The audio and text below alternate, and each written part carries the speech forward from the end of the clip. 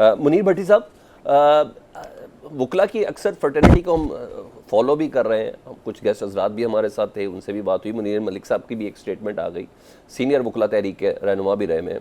वो कहते हैं कि हमारे हिसाब से तो जस्टिस मंसूर अली शाह साहब ही अपकमिंग चीफ जस्टिस हैं, वो ही हल्फ लेंगे जितनी उनको समझ है कानून की। आपको लगता है ये जो कानूनी तरमीम लाने, आइनी तरमीम लाने की कोशिश की जा रही है, ये वाकई अदलिया को कहीं ना कहीं बांधने का या सादे अल्फाज में कोई लौंडी बनाने के हवाले से नीयत है? बिस्मिल्लाहिर्रहमानिर्रहीम, बड़ा ज़बरदस्त क्वेश्चन है सर।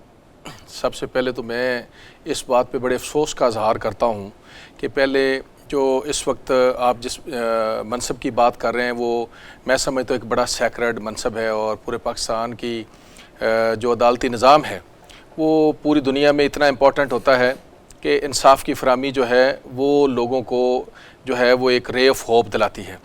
आप देखें रिसेंट पास्ट में एक वाक़या हुआ कि लाहौर हाई कोर्ट के जो चीफ जस्टिस की जब अपॉइंटमेंट आई तो 2 जजेस को जो है वो सुपरसीड करके चीफ जस्टिस लगा दिया गया।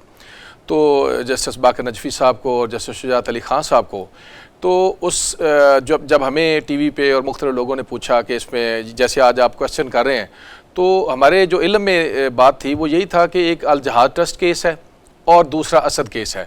उन दोनों केसेस की रोशनी में ऐसा नहीं मुमकिन था, लेकिन वहाँ जो अरबाब इख्तियार थे, जो जुडिशल कमीशन के मेंबरान थे, उनमें जस्टिस सैयद मंसूर अली शाह साहब भी शामिल थे और सीनियर प्यूनी जज जो हैं वो भी शामिल थे, चीफ जस्टिस साहब भी शामिल थे। उस वक्त उन्होंने जो तीसरे नंबर के जज थे उनको जो है वो अपॉइंट किया। उसके ऊपर हालांकि हमारे पूरे पाकिस्तान की जो काउंसिल्स थी और जो वकला की जो एक वाइस थी वो ये थी कि आप जो है वो कानून को फॉलो करें, लेकिन जस्टिस आलिया नीलम साहबा को हमारे लिए सर देखें, हमारे लिए तमाम जजेस बड़े मोहतरम हैं, अदलिया का दायरा बड़ा पुरतकद्दस है, लेकिन जो इस वक्त पोलिटिसाइज हो गया है। आप देखें एक अजीब बात है, मैंने ज़िंदगी में 24 साल में पहली मरतबा देखा है, जैसे ही बेंच बनता है तो लोग पूरे पाकिस्तान की 24 करोड़ आवाम जो है प्रेडिक्ट कर देती है कि फ़ैसला ये आएगा। फिर बेंच बनता है तो फिर पूरे मुल्क की आवाम है वो पहले प्रेडिक्ट कर देती है कि फ़ैसला ये आएगा। देखिए सर, जुडिशरी ने जो है पोलिटिसाइज़ अपने आप को ख़ुद से किया है। इसमें ना किसी वकील का कसूर है, ना ही किसी और अदारे का कसूर है। उन्होंने ख़ुद से अपने ओहदे के तकाज़े को, अपने ओहदे को ज़्यादा से ज़्यादा बेहतर और जी कानून साजी अभी जो सियासी क्यों है? जी देखिए सर मेरी बात सुने, मेरा तो किसी पॉलिटिकल जमात से कोई ताल्लुक नहीं है। मैं तो वकला का नुमाइंदा हूँ और पिछले 10 साल से वकला के लिए एफर्ट कर रहे हैं। हमारे लिए तो सर जो अदलिया ने हमारे साथ सलूक किया वही हमारे साथ सियासी जमातों ने सलूक किया। अदलिया ने हमारे खिलाफ दहशतगर्दी के मुकदमात वकला के खिलाफ कायम किए और जो हमारी हुकूमतें हैं उन्होंने हमारे ऊपर लाठीचार्ज किया। वकला को तो कभी भी आप देखें 2007 वाली तहरीक में इतनी कुर्बानियाँ दी वकला ने, 101 से ज़्यादा 103 से ज़्यादा लोगों को कराची में शहीद कर दिया गया और 37 से ज़्यादा यहाँ साहिवाल में वकला को शहीद कर दिया गया। हमारी कुर्बानियों के ऊपर जो खड़ी होने वाली जमहूरियत है उसके बाद तीनों पॉलिटिकल जमातों की जो है वो हुकूमतें आईं, अमेंडमेंट्स भी साथ साथ आती रहीं और साथ साथ चीज़ें चलती रहीं। आप देखें किसी जमात ने जो है वकला के लिए कुछ भी नहीं किया। हमेशा जब इनको ज़रूरत पड़ती है तो वकला की तरफ सारे देखते हैं। रिसेंट पास्ट में सादा सवाल कर रहा हूँ आपसे कि ये जो कानून साजी, कानून आनी तरमीम के हवाले से मुसविदा सो कॉल्ड जितने भी पॉइंट्स आए हैं, क्या आप इसको अदलिया पर हमला तस्वुर करते हैं कि आप कहते हैं कि नहीं वक्त की जरूरत थी? नहीं सर, एक सेकंड सर, कि 5 सीनियर तरीन जजेस में से किसी एक जज का तायुन वज़ीर आज़म पाकिस्तान करेगा, क्या आप समझते हैं ये वक्त की ज़रूरत है कि इस्लामाबाद हाई कोर्ट के जजेस को पाकिस्तान के मुख्तलिफ कोर्ट्स में ट्रांसफ़र किया जाना चाहिए? क्या आप ये समझते हैं कि जो चीफ इलेक्शन कमिश्नर है उनकी मुद्दत मुलाजमत में नेक्स्ट जब तक नहीं आता तो तौसीह पे तौसीह की जा सकती है? मैं आपसे ये कहना चाह रहा हूँ कि अगर ऐसा हो तो क्या करेंगे? इसके ऊपर 1 बाय 1 सर मैं आपको जवाब दे देता हूँ।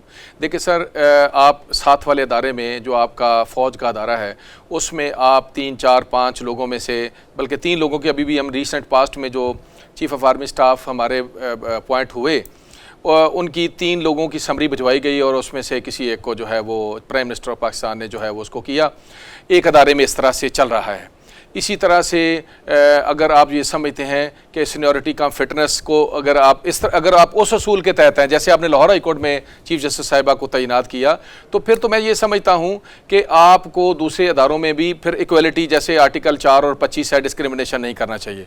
दूसरा जो आपका पॉइंट है कि जो हमारे साथ वाले मुल्क में आप देखें इंडिया में वहाँ जो चीज़ें चल रही हैं, अगर हम चूँकि ये एक ही खिता है, हम अगर उनको भी फॉलो करें तो उनको भी देखें तो कोई इसमें कोई बुरी ऐसी चीज़ नहीं है। आप देखिए अमेंडमेंट्स जो हैं, पहले 25 अमेंडमेंट पहले आई आइन के अंदर, अब अगर 26वीं आ रही है तो उसके ऊपर जिसको पसंद है, जिसको पसंद है, मीर साहब ने बड़ी अच्छी बात की। मैं बड़ा क्लियर हेडेड हूँ सर। देखें बात यह है कि मीर साहब की बात दुरुस्त है कि पार्लियामान ने हुकूमत करनी है तो यकीनी बात है लोगों की मुश्किलात और मसाइब और महंगाई और सारी चीज़ें उन्होंने करनी है।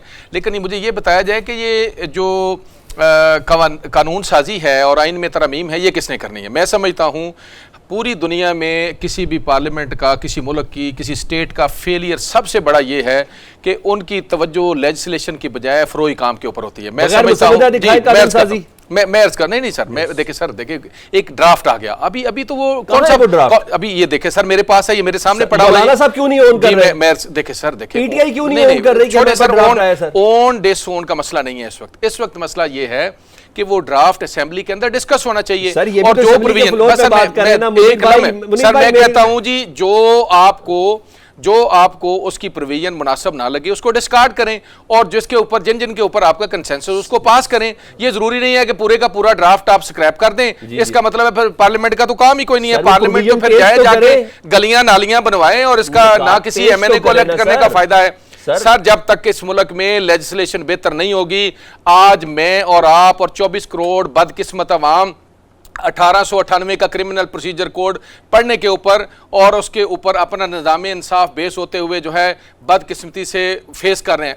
1860 का 1858 का पाकिस्तान पीनल कोड फेस कर रहे हैं, 1906 का हम सिविल प्रोसीजर कोड फेस कर रहे हैं। ये सबसे बड़ी बदकिस्मती है, सबसे बड़ी बदकिस्मती है कि पार्लियामेंट जो है वो लेजिस्लेशन प्रॉपर नहीं कर रही। लेजिस्लेशन करनी चाहिए और लेजिस्लेशन अमेंडमेंट आनी चाहिए, कवानीन के अंदर आनी चाहिए, आइन के अंदर आनी चाहिए। जो वक्त का तकाजा है, अगर वो पूरा नहीं करेंगे कौन को रास्ता कैसे मिलेगा? सादा सा सवाल आपसे एक कर लूं, बड़ा सादा सा। मुझे आपने कहा कि कानून साजी वक्त की जरूरत है, हम सब मानते हैं, इसमें कोई शक नहीं है। पाकिस्तान का जुडिशरी सिस्टम ऐसे नहीं इस नंबर पे पहुंचा हुआ जिस नंबर का बताते हुए भी शर्म आती है। मुझे सिर्फ ये बताएं, इसमें कानून की या लेजिस्लेशन की या अदलिया की, सुप्रीम कोर्ट की क्या खिदमत है इसमें कि जिसमें सीनियर तरीन जज को चीफ जस्टिस नहीं बनना चाहिए? सर इसमें गुजारिश ये है, मुझे ये बताएं सीनियरिटी कम फिटनेस का प्रिंसिपल लाहौर हाई कोर्ट में क्यों अप्लाई किया गया?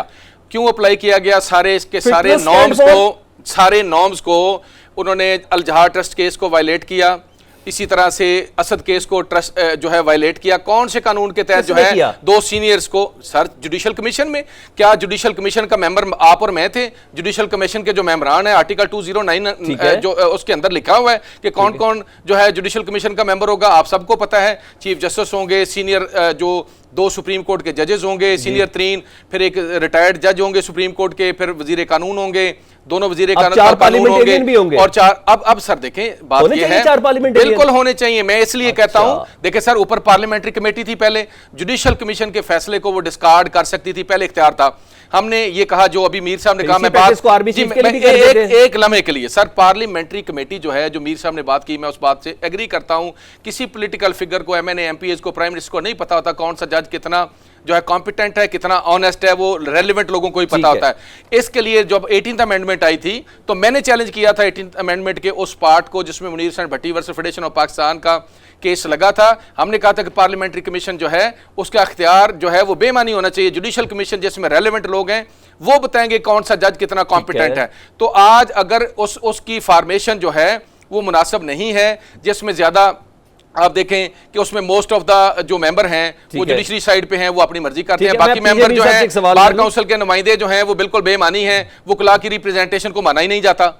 तो ये मेरा कहने का मतलब ये है कि बैलेंस जो है वो होना चाहिए जुडिशल कमीशन। आपने जितनी भी बातें की ना, इसके लिए आप लोगों को खुद स्ट्रगल करने की जरूरत है। जी अल्हम्दुलिल्लाह, उस स्ट्रगल का नतीजा है कि आज जो है आर्टिकल 175 के अंदर जो है तरमीम आ रही है, हमारी स्ट्रगल का नतीजा है।